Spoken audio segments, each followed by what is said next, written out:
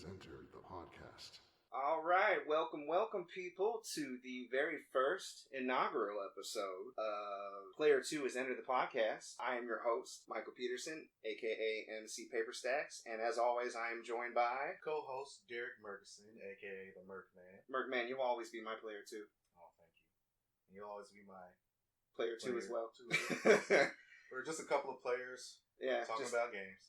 Just player 1, player 2. It doesn't matter who. I guess it just depends on whose house we're doing it at, huh? Indeed. Today it's my house. And we are social distancing. Luckily, I have a mic that can pick us up from 8 feet apart. Speaking of social distancing, how are you doing with all this corona business? I'm actually doing pretty well with it. At first, I was just in the house the whole time. Just not trying to go out at all. And just really just being a couch potato, honestly. Yeah, living the dream, actually, if you think about it. Still had to go to work, though. But yeah, as far as just entertainment.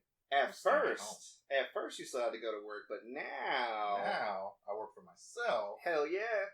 So fuck all that other shit. I love it. So it's related. I mean, this is a video game podcast. Tell the people what you do for a living. So I am a video game reseller, and basically what I do is I source items from thrift stores, pawn shops, Facebook Marketplace, and I resell those items on eBay, in person, what have you. And it's actually been going pretty well. I've been doing it for about 3 to 4 years, and just now got the courage up to quit my job and go full time. So that's weird. I feel like I met you about 3 years ago. That's about when I started. Holy crap! Yeah. See, so it's so interesting. We're both video game collectors. We're actually sitting right in front of my very embarrassingly large collection. Although, at one point you told me it wasn't that large. Yes, at one point mine was much larger, but not as much quality. Yeah. What I'm looking at right now. Fair enough. But, I remember you just seemed like a decent dude. The prices were really reasonable, and I was like, I gotta remember this guy. And then I bought from you again, and then I was like, hey, we got get-togethers, and then now we're best friends. Who knew? Yeah, right? Yeah, it's crazy how things work like that. But I can vouch, man. You get the deals for sure. So, coronavirus, man. Yeah, I got really lucky. My wife and I both. We were able to work from home almost immediately. Like mid-March, boom, we were home, and we never went back. And it looks like it's going to be indefinite for us. Shout outs to all the workers out there. What do they call them? Essential workers. Essential workers. Shout outs to essentials. Heroes. Yes. Seriously. I salute every essential worker I come across, because kudos for sure. And yeah, I mean, as far as being a gamer, it's kind of been, I feel like I've been training for this my whole life. Oh yeah, it's been heaven. It's been heaven. I will say that I do miss having some of the get-togethers I used to have. I miss having company like I have now. This is great, to be honest. And you know, we're planning like little vacations here and there, trying to meet like small pockets of people, trying to be as safe as possible. I'm over here sipping whiskey just to kill the germs. Oh, this shit is good, by the way. You ever had this, Lefroy? No, I've never had it. Oh, man. This is single malt Scotch whiskey. It's aged 10 years. This is what I would call grown man whiskey, or what my wife calls bum drinking under a bridge whiskey. That's what you smell like, she says. One of my good friends, Darren Mosley, shout out to my homies in Bloomington, Indiana. He got a bottle of this. Not this one, obviously. I've drunk that shit by now. I've been at this house 7 years. But as a housewarming gift, he got me a bottle of this. He goes, "You're a homeowner now? It's time for you to have grown man whiskey." I was like, okay, fair enough. And I've been hooked. It's pretty good. Sweet. Whiskey's not really my drink. I'm more of a vodka, Patron guy. Yeah. Okay. You know. There is, we're going to have time to plug stuff later, so remind me, there's a YouTube channel I think that you might want to check out, that I think our listeners would want to check out. Maybe someday we'll have viewers. Maybe after I lose this 8-pound corona weight. Yeah. It's legit. I just found out this morning I gained 8 pounds since this whole thing started. Oh, man. Okay, so what's been going on this week, man? This week has just been busy. I've been sourcing a lot of stuff.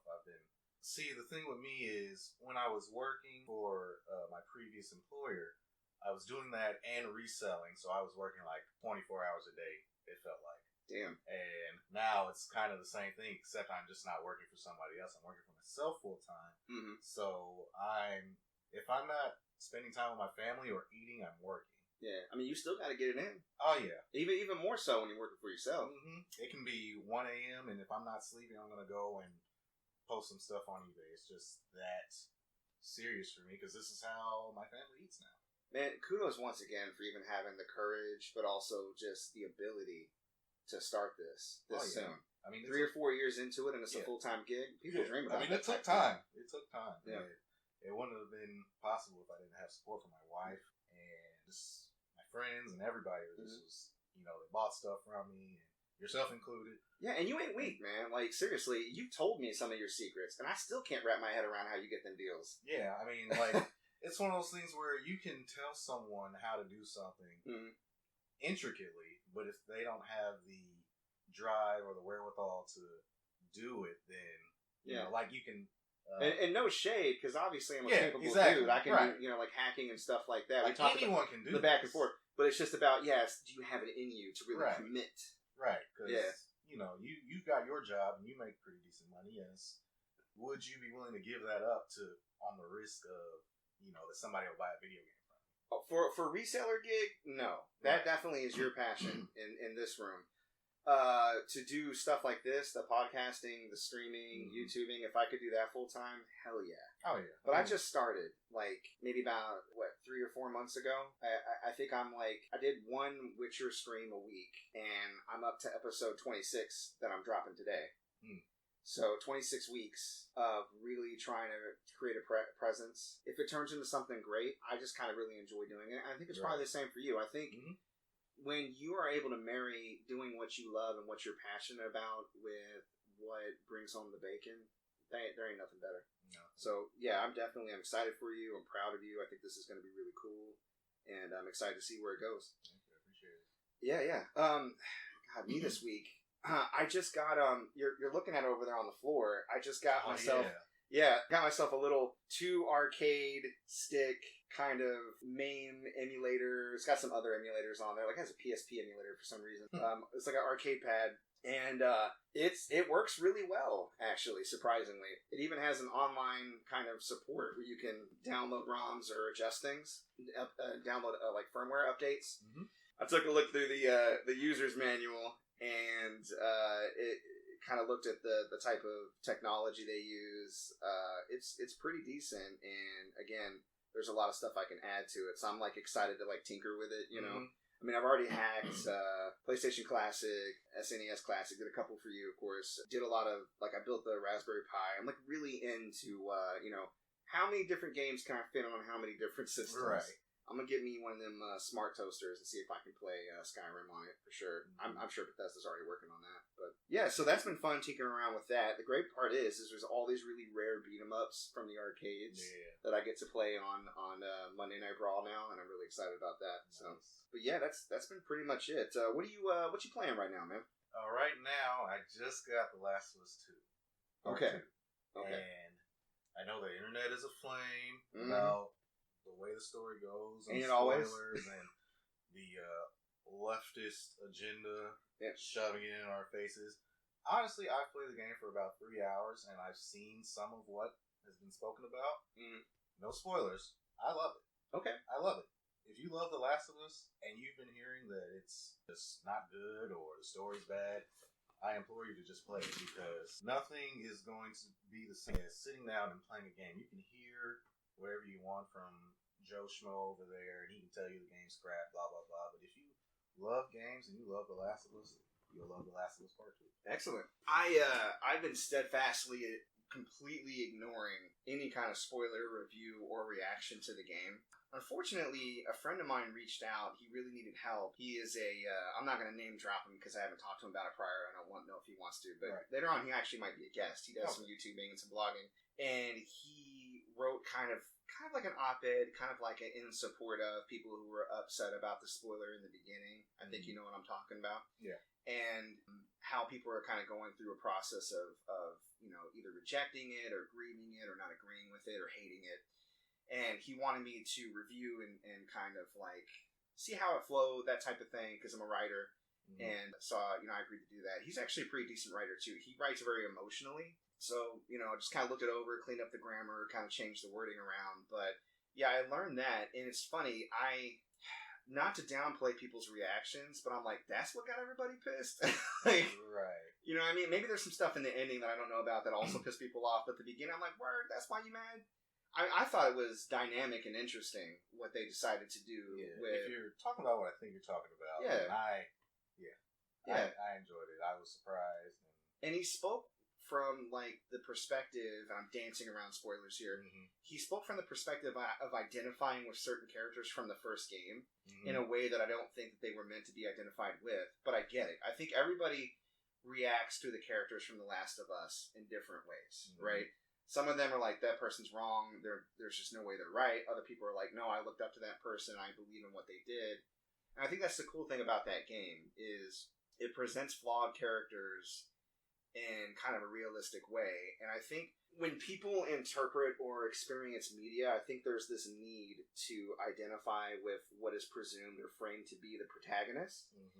And if you can't identify with them 100%, like for some people the story just breaks down, or they don't like it as much, or others take the wrong lesson and they over-identify with a flawed protagonist. They're like, whoa, wait a second, no, we're not advocating that.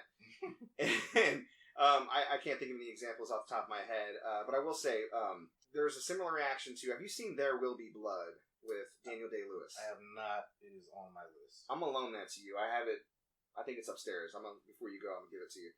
I love that movie. I think it was, like, captivating and enthralling. It's a slow burn for sure, but I think because the main character is such an asshole, he's such a bastard. Like, he really is. A lot of people didn't like it because they're used to trying to identify with the main character, and they're like, this guy sucks. But that's kind of the point. There are people that suck. Yeah. You watch, you kind of get inside this guy's head and see how he operates, and you get a glimpse into his mind, the mind of someone that you can't really identify with, or at least you shouldn't if you're not a sociopath. Right. And it was the way that Daniel Day-Lewis portrayed the main character was fascinating to me. And the conclusion was, like, this other villain that they pitted up against him, and just watching these two, like, scoundrels go at it at the end. And I was just like, man, this is intense. And I remember it's one of those few movies where I finished it, and at the end I was just like, whoa! Like, you know, just out loud, by yourself in a room watching, yo! Like, you know, it's that type of flick. And I don't want to oversell it, because again, a lot of it is quiet, a lot of it's understated. I like how it's scored. It's scored like a horror movie. It's got these really wide, beautiful shots, but it's got this ominous tone to it because of the strings and the music. And it's not classical horror. There's no boogeyman per se. There's no monsters jumping out at you. Right. But there is like this pernicious undertone. There's this evil current that flows through the movie, and that energy emanates mostly from the main character. And I think that's what makes a lot of people uncomfortable. Right. So to tie that back to The Last of Us, I think what makes it so captivating is you want to like the characters because in a video game format, you're playing as them. Right. You kind of have to get into their head, right? And a lot of video games take the Legend of Zelda route where they're like, okay, shut up, main protagonist, don't make any opinions. The player is supposed to be the protagonist. Yeah. We're imprinting ourselves on you. Right. But in this case, you have such a strong protagonist with such a strong backstory, strong convictions, a history you weren't even a part of, and now you're kind of jumping in the middle of their story. Right. Or maybe some would say, you know, towards the back end, who knows. But yeah, it's I think the fact that it garnered any kind of reaction, positive or negative, is a testament to the storytellers and the development team. I really do. So I respect that game. I'm not as big. Maybe this is another reason why I didn't care. I mean, didn't care is a strong term. It didn't affect me as much. I'm not as invested in The Last of Us. I was one of those people that played it, was like, very good. No, I moved on with my life. I played it as soon as it dropped in 2013. It wasn't a formative experience for me. Right. It wasn't like Kingdom Hearts 2 to you, or like, like Final Fantasy 9 to me. It didn't get in, I wasn't like in that teenage, I'm absorbing narrative as a way to frame my life type of years. But yeah, that's what's going on with me this week. Just doing that. I've been playing. Wait, were you playing anything else besides Last of Us? I feel like I just went off the rails. Oh no, yeah. No, it's definitely a tangent, but that's okay. That's what we're here for. We're here for the tangents, baby. I am in the middle of Trails of Cold Steel 3. That is an RPG from Falcom. They also do the East series. And we're gonna talk about some East here. Oh yeah, we're gonna talk about it. Sure. Trails of Cold Steel actually came out on the PS3. And I wasn't into, if you know anything about the PS3, it was a hardcore JRPG video game players' system. For sure. They had so many. If you want to talk about exclusives between the 360 and PS3, if you just throw the anime JRPG exclusives, it beats them. Just 360. hours and hours Yeah. of anime grunts and reaction Oh shots. yeah. Nani? But so I never got around to playing on PS3, and I love JRPGs. I love them. It's my favorite genre. Mm-hmm. So when I heard they were coming out on the PS4, I immediately went out and grabbed the first game. It is a very slow burn. If you are not the type of person who can sit through lots and lots of dialogue, I think when I let you borrow it, you're like, a little conversation about it. Yeah, there's a ton of dialogue. I'm gonna share my thoughts in a moment. Yeah, once you get past the dialogue, the story is so engrossing, and it's just like the relationship between the students and the government and what's going on behind the scenes and everything. It's just, it turns out to be such an amazingly told story, and that's why I want to hurry up and finish 3 because 4 is coming out this year. Mm-hmm. And also the PS5 is coming out this year, and I feel like when the PS5 comes out and I get it, then I'm not going to play anything on my PS4 anymore. Well, I mean, you can put PS4 games in the PS5 and no load times, baby. That's what they say. Yeah, that's what they say. That's what they say. I don't fucking know that every PS4 game is not going to be compatible. So ain't no damn. I don't think they're worried about Trails of Cold Steel. Crossing my fingers about Witcher 3 though, seriously, because I'm barely into that. There's going to be a Witcher 3 PS5 version. You think they're just going to re-release it? Oh yeah. Fuck. Oh yeah. Just like they're doing Skyrim and GTA and all that. Yeah, GTA was funny, that announcement. It was like, I'm introducing GTA 5. And I was like, Rockstar? Yeah. GTA 6? And I was like, this is, God damn it, this is GTA 5. Again. Motherfuckers. Which I bought on release day. Oh yeah, me too. Which is funny because it was actually the day after I got married, which was in 2013.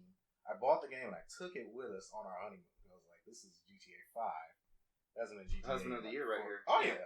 My wife was for it. Yeah. And the crazy thing is she plays GTA more than I do now. She fucking loves GTA. You know what I played on my honeymoon? What'd you play?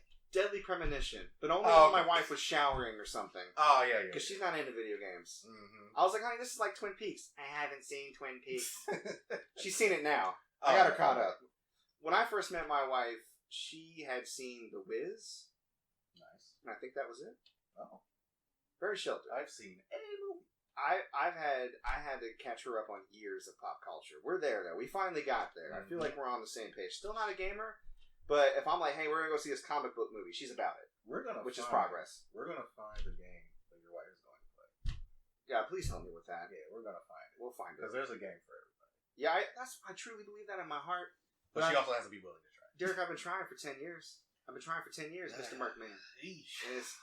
Is not, help me. Help me. Man, my advice, maybe get her a Switch Lite. Yeah, right? Because we'll see. I honestly, she does such other stuff that she really enjoys. I don't know.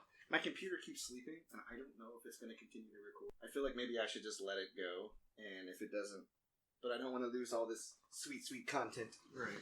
Okay, so, yeah, we're going off on tangent. Yeah. But Trails of Cold Steel 3. Trails of Cold Steel 3. Thank you. I played one Trails game, and I don't know if it's on the same series or not. But it was like it was for the PSP. I think you played Trails in the Sky. Yeah. Is that the same thing, or is it like the universe? It all takes place in the same universe. Okay, all right. Yeah. So I used to be like you with JRPGs. I couldn't get enough.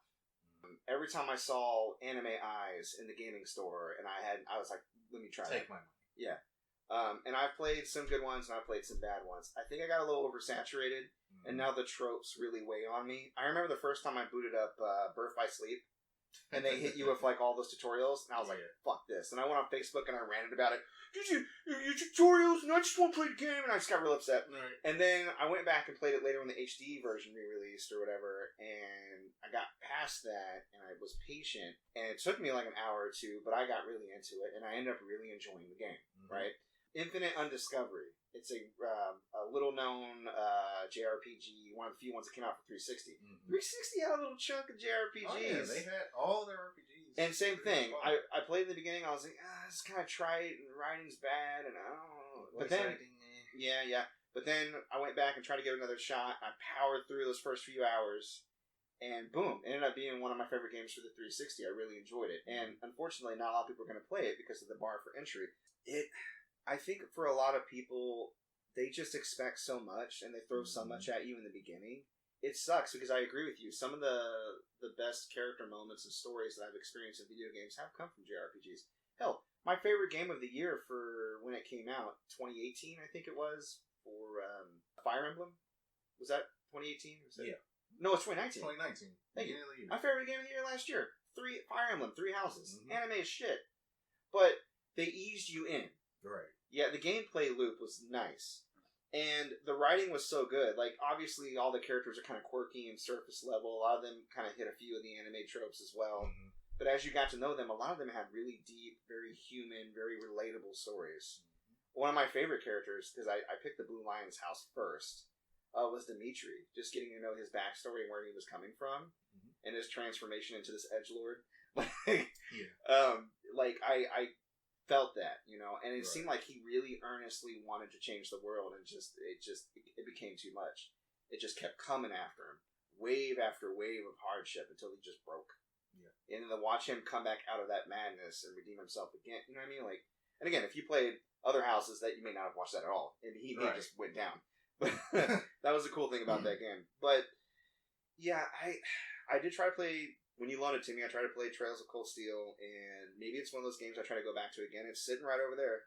But yeah, it got me again. I was just like, ugh. Yeah. I gotta be in the right headspace for it. Yeah, because if you're not in the right headspace, you'll fall asleep. Yeah. There's so much stuff. But yeah, no, I mean, some of my favorite games of all time have been, quote unquote anime trash. If you really break it down. So it just depends on what grabs you and if you're in the right mood for it, I guess. But I envy you. I wish I was as into them as I used to be, because there'd be a wealth of content for me to enjoy. I do appreciate you recommending Ease to me, though. Man. Ease 8? Actually, you didn't even recommend it. You gave it to me as a gift. Oh, yeah, that's Thank right. you for that. I played it, and I fucking loved it. It was a wonderful gift. And what's funny, I put it in, and I started playing it. The first 20 minutes, I was like, oh, this is bad. I can't. Oh, Derrick. Oh. This you is wasted bad. your money. You wasted your money on me. This thing sucks. Oh no. But then once I got past the opening and the shipwreck, we ended up on the island, which is where you spend most of your time in the game. As soon as that music kicked in on the beach, and I started like whacking things, and I was like, "Oh, this is cool." Yeah. And what was dope about that game was like you spend time exploring the island. So now you're just charting this uncharted island. You're meeting all these different monsters and stuff, right? You're meeting these different characters. Every time you meet a new islander, not only do they have some sort of use for you back at camp, like you might meet a blacksmith or meet a good cook who can, make stuff, or carpenter, whoever. Every time you meet somebody, you may have enough people to clear debris and open up another part of the island. Everything was tied to progression in some way, and that's a big draw for me. Because now I'm like, oh man, once I get this texture, then I can check out this new area, and then once I get this person up to this level, then we can, so that really strung me along. And again, the story was kind of like, but then I got really into the story because I got really tied to the characters, and it was a slow burn too. But I think that's the key. I think a JRPG like Fire Emblem 3 Houses or Ease 8 is so popular with me and works so well with me is because they have a really satisfying gameplay loop from jump. They ease you into their systems. They don't just dump a bunch of, like, here's how to do everything all at once. Oh, yeah. And because you have that satisfying, that addicting gameplay loop, you're drawn through the slow burn of the story and the development of the characters. And then before you know it, the story and the characters mean more to you than the gameplay does. Yeah. And for Fire Emblem, that's especially true. Yeah. Some games do it well, like East and Fire Emblem. Some games do it terribly, like Xenoblade Chronicles 2. I still haven't gotten through that. I've tried like 3 times. I beat it recently, and I love the game. Yeah. But I should not be getting tutorials at the end of the game. That's fucked up, dude. Seriously, what is wrong with that game? The gameplay stops just like, I have this ability. Press this to do this. And it's like, I've been playing this game for 70 hours. Why am I still getting tutorials? Which is this extreme opposite of me saying upfronting the tutorials. Is when they stretch it out too much, and every 2 minutes it's like, how about this? Yeah, that's no thank you. All right. Well, as far as what I've been playing recently, Persona 5 The Royal, 115 hours in. Jesus. The story starts in April and goes up through February, I think, of the following year, and I am in November. Can you tell me when the third semesters, where the new stuff starts coming? From Jump. From Jump, okay. It is, for those who have played the original, I recommend it wholeheartedly. Now, I haven't touched Persona 5, the original one, from 2017, since I 100%ed it that year. I went all the way through, did everything, I got platinum or whatever, beat the secret bosses, enjoyed it. I was going to go back and play it again, because it's one of those games that you enjoy repeating. But I was going to go back and play it again, but eventually I learned that they're probably going to make us a re-release. And they do. They did that with Persona 3, FES, Persona 4, Golden. Actually, they released Persona 3 twice. They did FES on PS2, but then they also did a PSP, which was kind of a downgrade in a way because you didn't actually physically move your character around outside of the dungeons. But it had extra stuff that FES didn't have, and I mean it's Persona. It's still all good. Yeah. This game has there's so many quality of life changes. You have at least 2. I'm trying to think if you have more, but I know you have at least 2 new confidants and 1 new party member. You have like whole new areas of Japan that you can go to, and different gameplay mechanics. Like you can get technicals, so you can like augment a gun. You had a gun in the original game. To have electricity, so it can actually cause shock, and it happens fairly often. And then you can get a technical. If somebody's shocked and you attack them with a gun or a regular attack, they get downed like they would if you were to hit them with a weakness. So when you come up against a shadow without any weaknesses, you can get a technical on them. You can still do an all-out attack. Nice, beautiful. Yeah. They also have team attacks. These like elaborate like team ups between 2 characters that may happen if the enemy is weak or if the battle needs to be turned in your favor. And it could be something that plays out like Morgana gives on flowers, but inside the flowers is a machine gun she uses to shoot, and they land like in an anime pose, and the character blows up, shit like that.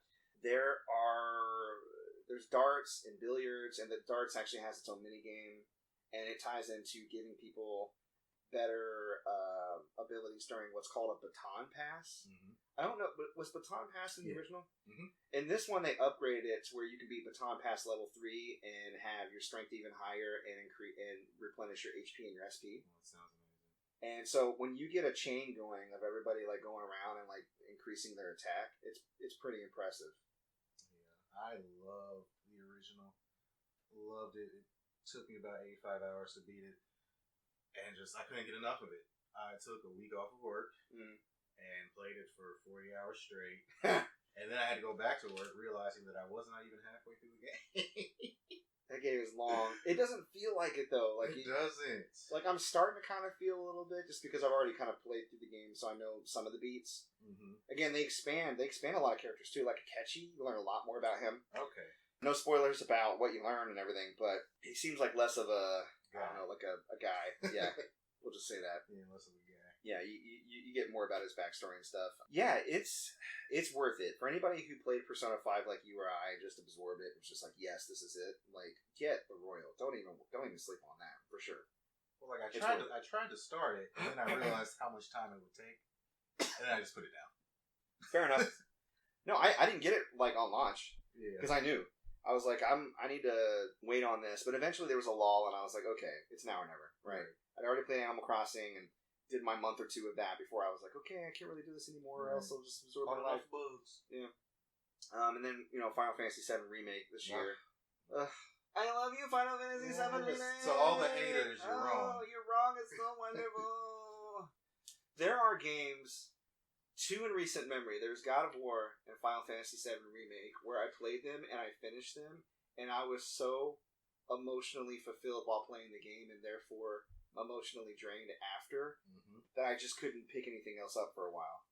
Because I was marinating on it so hard, and I was like, nothing measures up. Yeah. Going back to what we were talking about with The Last of Us and how people weren't really jiving with the characters, or like, this guy's doing bad things, I don't agree with him, or this person doing good things. I think that it plays to the strengths of games that give you a character that's not overly just good. it's nice to play as a character who you don't fully agree with or understand. For instance, with the original God of War games, Kratos is an asshole. Mm-hmm. He's a terrible human being. Yeah, he uses an innocent person to solve a puzzle by burning them to death. Multiple times. Yeah. And he's an awful person, but you enjoy the vengeance and it's cathartic in a way, but you can't identify with him. It doesn't affect you emotionally. You have to shut that part off if you want to get through it. Right, but without that, in this new God of War on PS4, when he's completely changed his ways, so to speak, he's no longer this big asshole who's just killing people for fun, or just because. There's plenty of people he could have saved in the old games, but he just did not care to save them. So I did not come back for you. No! Shout out to the voice actor. What was his name? T.C. Andrews? T.C. Carson. T.C. Carson. Yeah. Living single in a 90s kind of world. I'm glad I got my girls. Keep your head up. Yeah, no, he played. What was his name? What's his name in that show? I can't remember. What was his name? I know Max. Yeah, Max was his girl. Yeah, Max was his girl. He was dating Max. God, what was his name? Anyways, yeah, Kratos. But yeah, the new voice actor's pretty good though. Yeah. Do not be sorry. Christopher Judge. Be better. Right. You are hunting deer. Kristen hated me when I was playing that game. Because all you said was boy, probably. Boy. Bring me some juice. She drops something in the kitchen. I'm sorry. Do not be sorry. Be better. Be better. But yeah, without those old games and Kratos being such an asshole, you wouldn't have this emotional connection to him now. It's like, wow, I remember he was just the worst. And now he's a father, he was a husband, and he's just trying to be better. And he wears that regret and that hurt on his face. And that's why that game is so good. And I think part of him is afraid of how his son might turn out because he knows that rage isn't going to be inherited by his son. I think what I regret not seeing, and maybe we'll get it in some kind of future flashback or DLC, I regret not seeing his transformation with his wife. Right. Because, and it sucks, I can't remember her name. Faye. Thank you, Faye. Mm-hmm. Faye did such a 180 on him because, I mean, he'd come off killing Zeus. Oh, yeah. He was riding high. Once you are sitting on top of a mountain cocaine like, okay, it's reloaded, you don't come down from that until you die.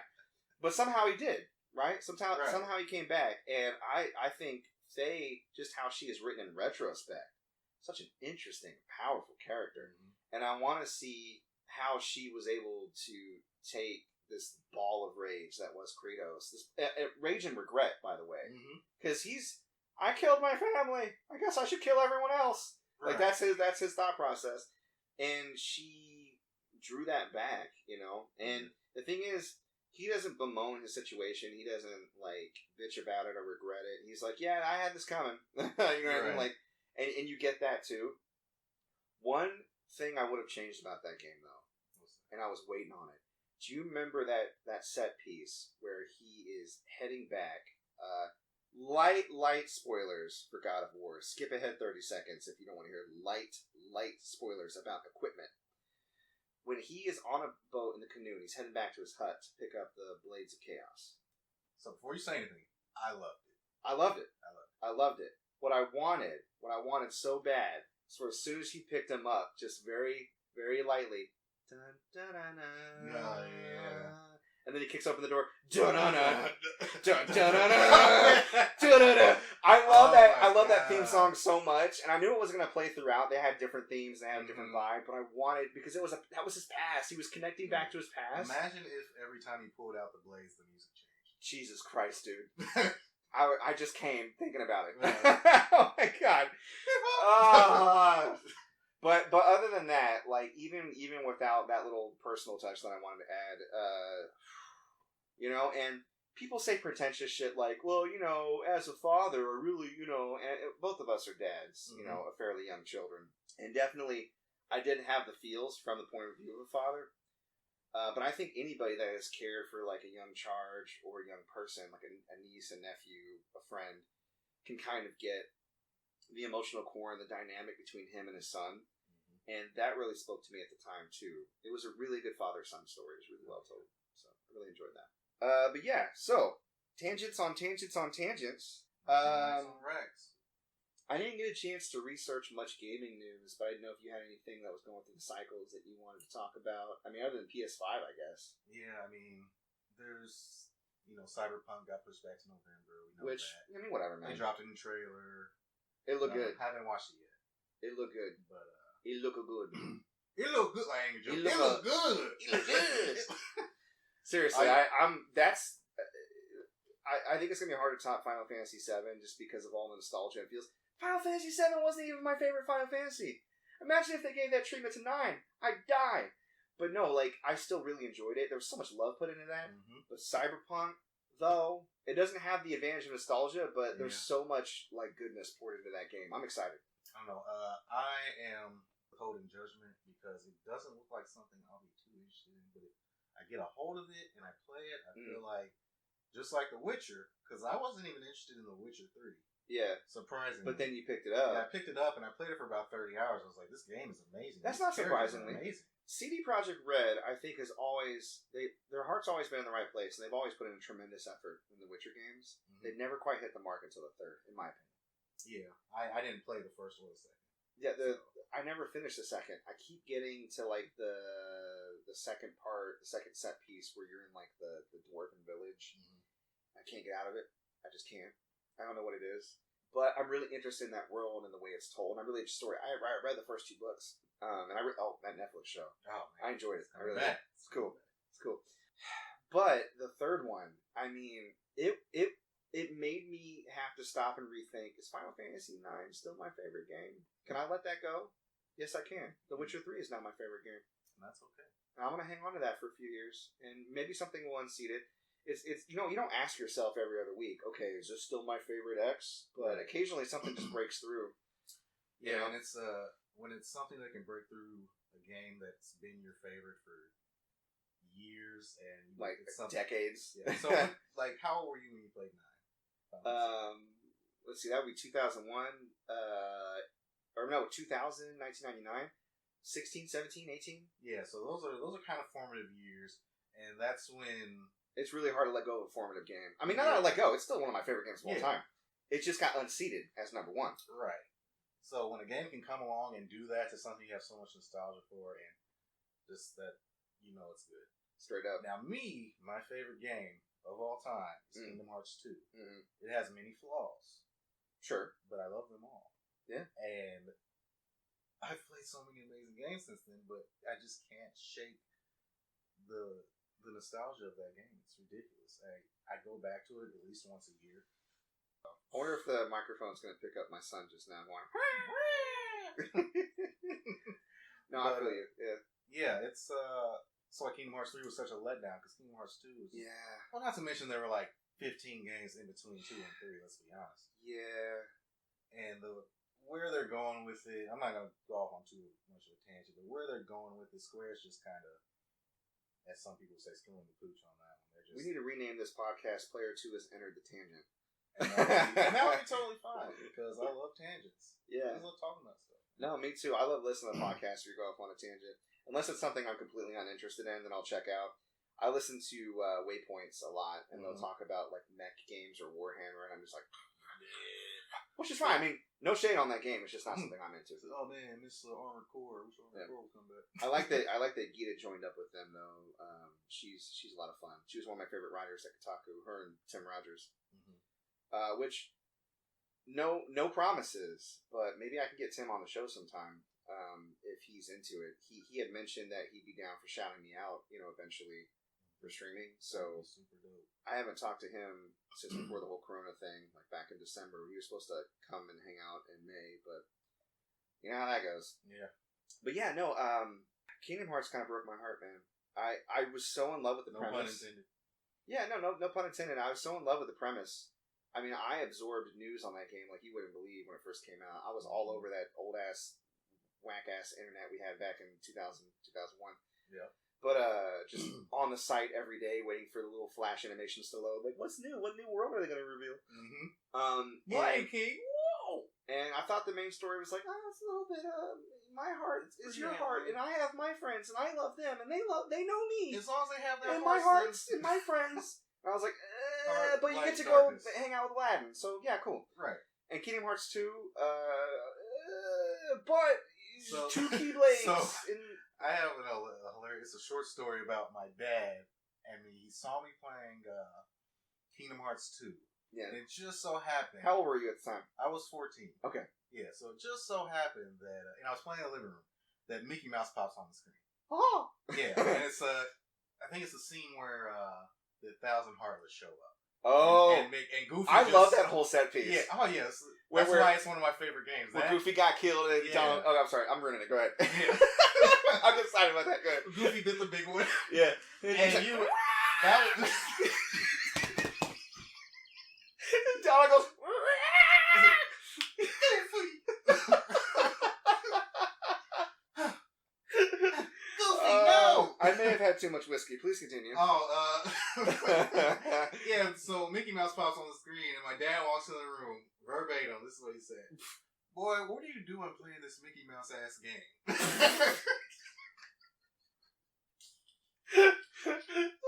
I said, Dad, it's not a Mickey Mouse game. He's like, Mickey Mouse on the screen, ain't it? It's a Mickey Mouse ass game. Oh, The man. swordplay looks cool, but it's still a Mickey Mouse ass game. That's the most black dad sentence I've ever heard. Oh, Boy, yeah. what you doing playing this Mickey Mouse ass game? I will never forget it as long as I live. Oh, that's so good. That reminds me of a similar event that happened while I was playing Metal Gear Solid 3. Mm-hmm. So I'm 16, 17, 18. I don't remember what age I was when Metal Gear came out. But I used to play a lot of games with my cousin Ryan. You met Ryan. Yeah. He's about 8 years younger than me. So he probably would have been about like 9, 10, 11. I can't remember how old he was. We were playing Metal Gear Solid 3, and we were at the part where Snake got kidnapped, and Vulcan was torturing him for information. Like, what do you work for? He got a bag over his head. He's like, ah! All that. And Ryan's mother's stepfather walks in, kind of glances at the TV as he walks by, and he goes and he sits in the next room. He's at a table doing taxes or some adult shit. Who knows? Right. And so Ryan's mom calls in from the other room. Hey, Michael, because his name was Michael too. What are the boys doing? He goes, oh, nothing, just playing a game with somebody being tortured with his bag on his head. And Ryan and I, well, she didn't say anything. Ryan and I looked at each other, and like the realization of just how violent and crazy what we were watching had dawned on us when it was like said so matter-of-factly. We had to laugh. Yeah, and surprisingly, none of you grew up to be killers. Yeah, well, The burn us jury's out still on out. Ryan. Yeah. No, I love him. He's great. But no, like he does love his guns. Let me tell you. Oh man. No shade to gun lovers out there. But yeah, we had to laugh because we weren't even thinking about that. We were just playing a video game. But I was like, yeah, this is actually incredibly violent. Mm-hmm. He's being tortured. This is a GTA 5 torture scene before GTA So 5. no, I love. Yeah, that one caused a lot of buzz. Yeah, imagine if Twitter existed back in Metal Gear Solid 3. Imagine if think they would Twitter care that existed X. Right. Whenever. God. So Mortal Kombat came out. These violent video games It looks aren't too real. not children. Mortal Can't Kombat 1. cancel Ed Boon. He thinks it's toasty. Oh God! All right. Well, he thinks it's whoopsie. whoopsie. So, all the way back to what am I playing? Persona 5 the Royal. Oh wow. Well, I know, right? Jesus Christ. So nothing else mainly, but obviously I've been checking out like some main ROMs, and this week in the past couple weeks I started some new streaming shows. So Wednesdays I try a new game. I tried recently Metal Wolf Chaos XD. Mm-hmm. Amazing. Really? Stupidly amazing. Aren't you like the president and you got a mech? Yeah, you're the president of the United States fighting the vice president in a mech for domination of the U.S. Oh. And you will prove your justice to society. Democracy is going out the window. Yeah, exactly. It's awesome. And then Wander Song, which is this indie game. Have you ever heard of Wander Song? I think so, yeah. You play as a bard, and it's funny. In the beginning, you try to pick up a sword and wield it, but you can't really lift it. So to beat the first enemy in the game, you just start singing, and they're like, "Oh, that's nice." And then you go throughout the game solving all your problems with singing and sometimes dancing. It is charming and lovely and wonderful, and I was smiling the entire time. So I'd recommend that. Played Battle Circuit. It's old beat 'em up under the Capcom beat 'em up bundle. Mm-hmm. I bought that on sale on Switch. A couple of horror games. I played Haunted Ground this past Friday. I saw that. The aspect ratio uploaded weird on YouTube though, so I'm gonna need to record it locally because I downloaded it from Twitch and it just looked weird. So I don't know if I need to record it locally or what's going on. Yeah, that's one of those very expensive games for no reason. I mentioned it on the stream. I was like, I kind of bought this right before it blew up. This and Rule of Rose. Yeah. And shout outs to Two Best Friends because I saw them playing. I was like, I want that. And then right after, boom, they shot up. And with this coronavirus stuff, just the rarer, more expensive games have gotten even more expensive. Really? Yeah, like Blood Will Tell. Yeah. I want that game. I'm probably gonna get it. pushing or past $400 now. Jesus. And I remember seeing it at a game store a few years ago, $15, and I did not get it. And I wanted it. Why you no do? Right, I wanted it, but I was like, $15. Oh. I could probably tell a few stories like that myself. Mm-hmm. Mr. Mosquito was one of them. I should have bought that damn game. Yeah. Because I kind of liked it too, but yeah, well, it is what it is. Yeah, so I played a game called Welcome to Hanwell, which is kind of like an indie obscure game that you can get on PS4, probably PC too, I imagine. Reminds you a little bit of Silent Hill. There's like an open world map a little bit, and there's a lot of really creepy kind of jump scares. Like I went through this room and I opened the door, and there was a sound and a giant eyeball was on the other side of the door. I was like, what are your eyeball? It just didn't make any sense. The puzzles were a little obtuse, and I look really stupid, which is probably going to happen a lot when I stream. How do I do this? At one point, I solved a puzzle like, Galaxy Brain, and then the next one, I was like, I don't understand what to do. That's how I feel playing The Last of Us. Oh no! Yeah, it's incredible. Like if I don't have complete silence, I told my wife, I need complete silence. I need to play this when you guys are asleep. Well, good luck with your toddler. Well, yeah. Well, when you're all asleep, I can play the game. Because like it was something very basic. Like all I had to do was throw a generator rope over a fence to reach a different generator, and I was on it for like. I hate it when you take a really long time to solve a puzzle, and then when you figure out the solution, like it's really easy. Mm-hmm. It's better. Like I was playing Ghost in the Shell Standalone Complex PS2. Yeah, I've touched that. And there was something I couldn't figure out. I probably should have finished playing the tutorial. I had to get a hack code. I had to look at a thing. I had to hold down a button and then wait for it to give me a hacking minigame. Never would have figured that out. Didn't feel stupid once I figured it out because I had to look it up. Right. But then there's stuff like that, like Last of Us, where you're just like, I didn't know I could throw this over the fence. And I remember I used to watch a lot of Let's Plays. Like, I started watching Let's Plays like 10 years ago. Like, the first Let's Players I think I used to follow were Two Best Friends. First one I saw was when they were playing, like, Duke Nukem or something. And I used to watch them going, dummy, it's right there. You just saw it. Just pick it up. Like, it's so easy. Right. But then when you start playing and talking and streaming, like when you're in that headspace, you miss things so easily. You really do. Like, it's interesting. So I feel really bad about judging people who are doing Let's Plays not figuring things out. Like, oh, I could do this. I could figure things out really easily. And then if they're doing it live, you've got the people in the comments. Yep. Telling them what they need to do. And how they need to do it. I would have that dynamic if people followed me. But I don't. You'll get there. My streams are solo dolo most of the time. But yeah, it is what it is. So yeah, that's pretty much what I've been playing. So we were talking about it earlier, stuff that, you may want to recommend, stuff that, you're into right now. What you feeling right now? Oh boy. Well, like I said earlier, Last of Us Part 2. I have not been able to get too far into it, but I've gotten far enough to see why people are mad. Okay. And so you're recommending that? Yeah, I recommend it. Honestly, it feels like the same game, which sounds bad, but as far as from a gameplay perspective, a lot of folks want more of that. Yeah, from a gameplay perspective, it is the same game, but the first game was so amazingly good that I don't mind it. I just want more of that universe, more of those characters, and definitely The Last of Us Part 2. Ease 8. Definitely Ease 8. You got another silent protagonist, which I actually didn't mind in that game because there was so much. And all talks a little bit. He's got a predetermined personality.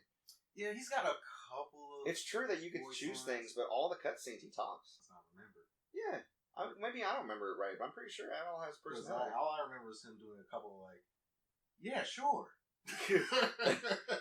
That's all I remember him saying. Fair enough. Maybe I need to go back. But okay, yeah. The game is so colorful. The soundtrack is 10 out of 10. It slaps, baby. Slaps. I will leave the title screen music on forever. Hell yeah.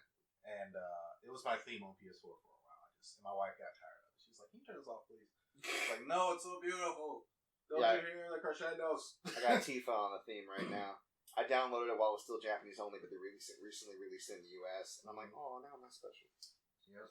He's 8. Persona 5, we talked about that. Persona 5 is the greatest RPG of this generation, period.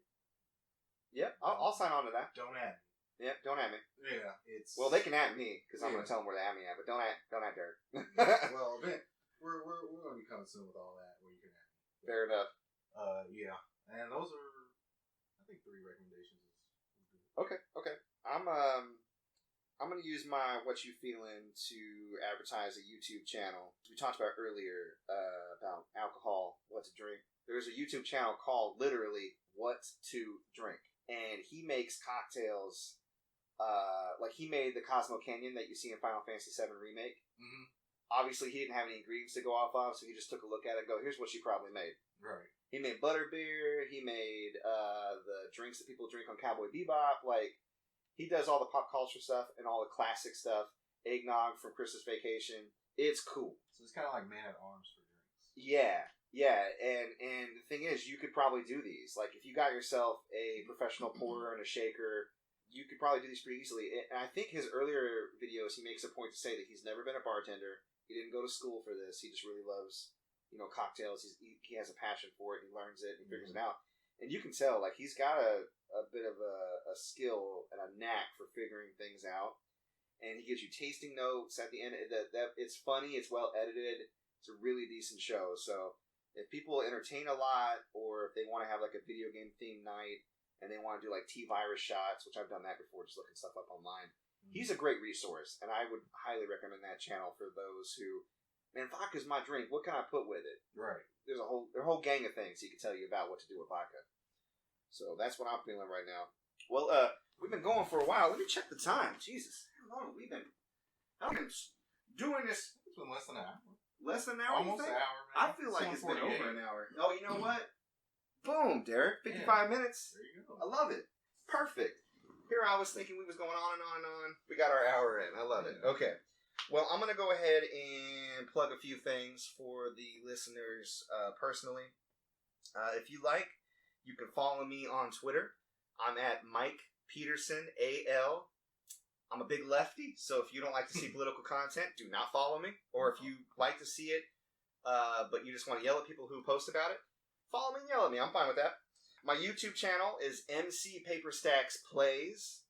Don't expect, like, alpha rad levels of editing. I just kind of dump my Twitch streams.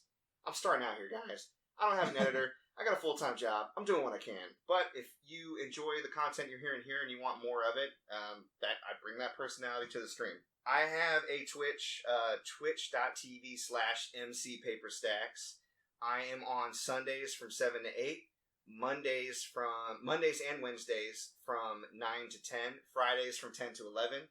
I do beat 'em ups, I do blind plays, I do horror games on Fridays, and I play The Witcher on Sundays. So check me out there. Check our podcast for future uploads. If you're listening to this, you probably already have the link, but it is anchor.fm/player2 has entered the pod.